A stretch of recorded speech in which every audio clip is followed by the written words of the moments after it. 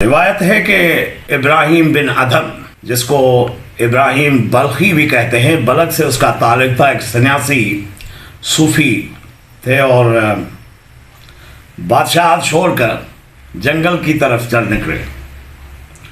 کسی نے پوچھا کہاں جا رہے ہو؟ جواب دیا اللہ کو چھوڑ کر اللہ کی طرف جا رہا ہوں، اللہ کو چھوڑ کر اللہ کی طرف جا رہا ہوں۔ وزیر تھا، جب ان کی تلاش میں نکلا تو سلطان ان کو ایک تالاب کے کنارے پہ بیٹھے نظر آئے۔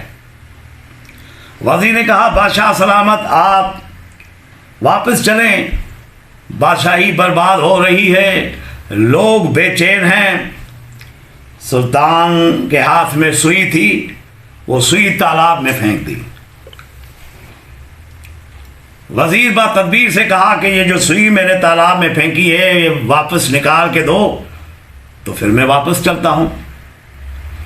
بادشاہ کو وزیر نے کچھ کہا تو نہیں، لیکن سوچ میں پڑ گیا، سوچ بچار میں سوچنے لگا یہ اکیلا تنہا رہ کے جنگلوں میں ویرانوں میں شاید یہ باولا سا ہو گیا ہے، اس کے ذہنی توازن جو ہے وہ کھو بیٹھا ہے۔ وزیر نے سوچا اور بادشاہ سلامت کو کہا کہ میں یہ کیسے نکالوں؟ اس دوران ابراہیم بن ادھم نے، حضرت ابراہیم بن ادھم نے مچھلی کو آواز دی، مچھلی سوئی نکال۔ وہ مچھلی جو تھی تالاب سے سوئی نکال کے باہر نکل آئی، اس کو پکڑا، اسے سوئی لے لی اور اب اس کے بعد مچھلی تالاب میں چلی گئی۔ کہنے لگا کہ کیا تم مجھے بے وقوف سمجھتے ہو؟ بادشاہ کہنے لگا اپنے وزیر کو، کیا تم مجھے بے وقوف سمجھتے ہو کہ میں ایسی شہنشاہی چھوڑ کر تمہارے ساتھ چلوں؟